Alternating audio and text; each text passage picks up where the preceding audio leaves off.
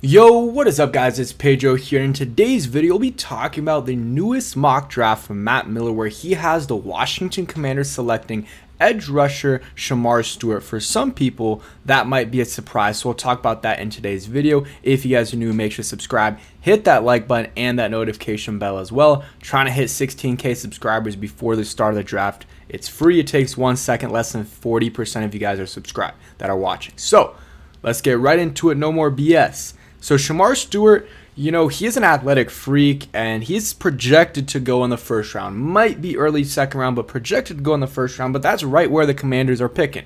End of the first round, maybe they'll be picking early second round if they trade back. So, Shemar Stewart is an interesting prospect. He, like I said, he is one of the top, rated edge rushers in this class.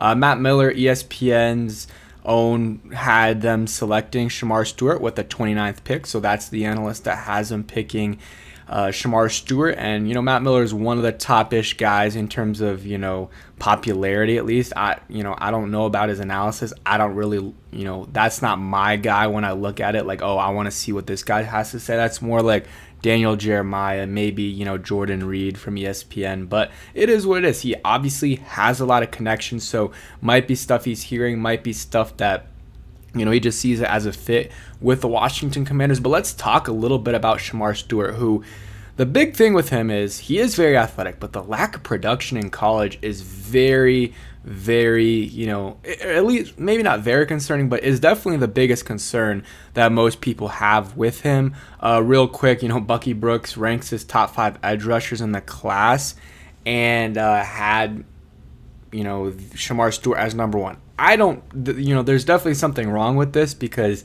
I'm assuming he, is doing edge and not outside linebackers, and maybe he has Abdul Carter and Mike Green as outside linebackers, and that's why they don't have him on these lists, because obviously they would be at the top of this list. I don't know.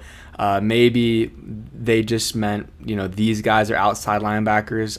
I have no idea, instead of saying those guys were DNs. But yeah, definitely interesting that they have these guys behind Abdul Carter, or above Abdul Carter, but it is what it is. Some other boards right here. PFF, they got Abdul Carter number 1, Mike Green number 2, James Pierce number 3. Just made a video about James Pierce. Go ahead and check that out. But James Pierce would be another option for the Commanders. You got the Boston College guy. You got Mikael Williams. Shemar Stewart is number 6 on their board, number 27 in terms of player rank, but 6 in terms of edge rusher rank. And then you got guys like Nick Scorton, Landon Jackson out of Arkansas. You got Princey, not sure how to pronounce that, Braden Swinson at LSU, JT out of Ohio State, Jack Sawyer, Ohio State, Jared Ivey. You got some other guys, Josiah Stewart from Michigan.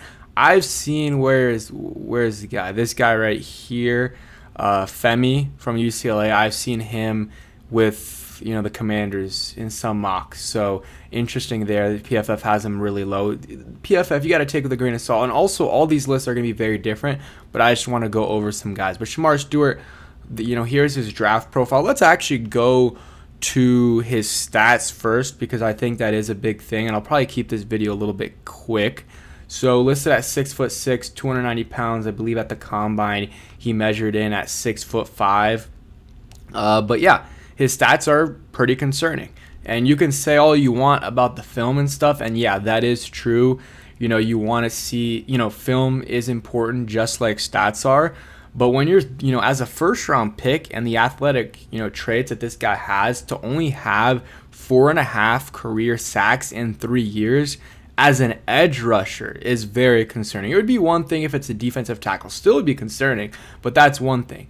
But 4.5 sacks and one forced fumble, I know he has all these athletic traits.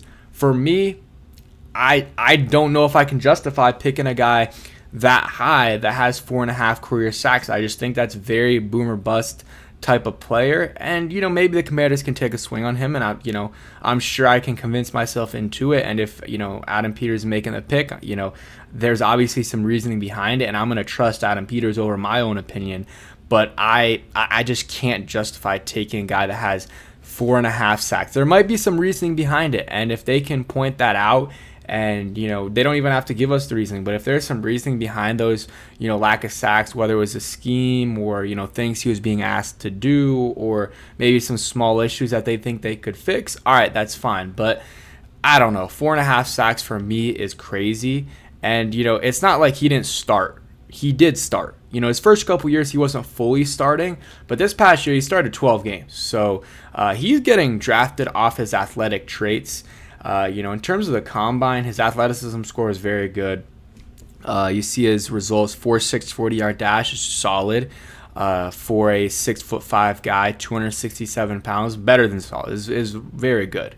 267. Maybe you want to see him put on a tiny bit of weight, but honestly, not really that big of a deal. A lot of these actually, it's not the 267 is good because a lot of these top edge rushers, they're lower than that, honestly. And he is 6'5", 6'6", so he's a little bit taller than these guys. His vertical leap, 40-inch vertical leap, is absolutely insane. I mean, that shows the athleticism he has and also the explosiveness he has. All right, so strengths and weaknesses. So you see the numbers here. He was third team all SEC this year, started 12 games. 5.5 tackles for loss, 1.5 sacks, 2 PBUs, 1 forced fumble. Didn't play in the last game.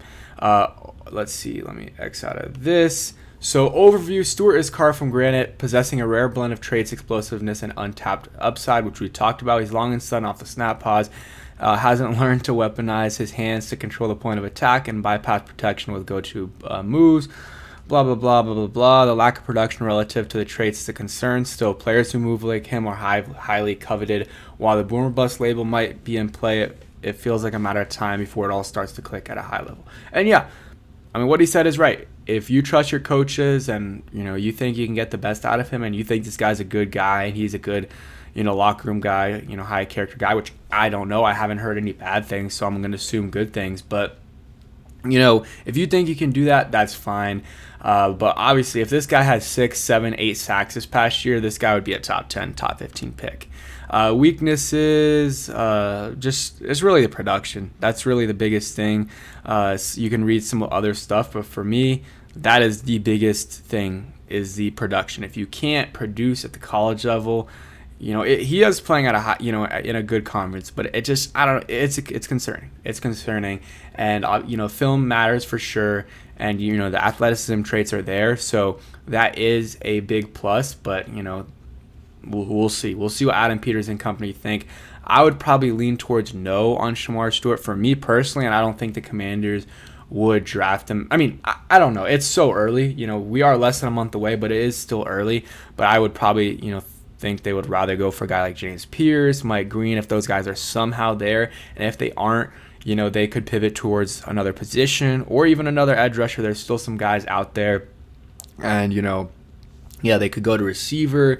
They could potentially trade back, get a running back in the second round like Travion Henderson, Quinshawn Judkins. There's guys out there that maybe you don't want to take in the first round, but in the second round, you can justify taking them, especially when, you're not in win now mode, but you can win now. And then you also will get some assets for the future. But that is it for today's video. Hope you guys did enjoy. Just a quick video about to go on the road, so wanted to get a video